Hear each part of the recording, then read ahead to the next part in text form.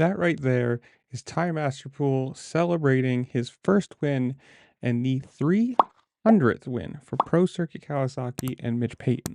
You gotta say, for at one point, Pro Circuit, I mean, they've been around for a very long time. And at one point, they were the most dominant team around. I mean, it's since kind of switched to Star Racing, and the PC curse is kind of around. Let's say it that way. But you gotta say, Ricky Carmichael, Ryan Villopoto, Adam Cianciarulo, Porcel or Christoph Porcel, and Blake Baggett, the top 5 all-time race winners for PC or Pro Circuit. You gotta say, this is a institution in this sport. For a 250 team to employ as many people as they do, the amount of racers and everything, and to be around as long as they have. There's people that have come and gone, teams that have come and gone, and Mitch Payton's still here.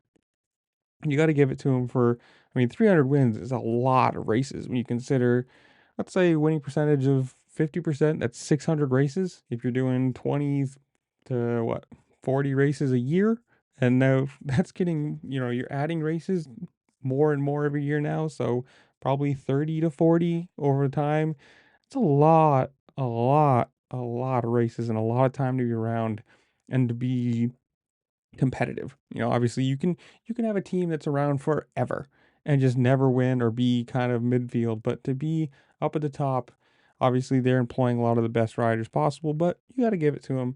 Good job for PC. Great job for Mitch Payton staying around and employing these guys, and good job for Ty Masterpool getting your first win and giving them the 300. But comment down below. Tell me what you think. Do you think the PC curse is ever going to go away? They're going to come back to be the dominant team again, or whatever it is? Comment down below while you're down there.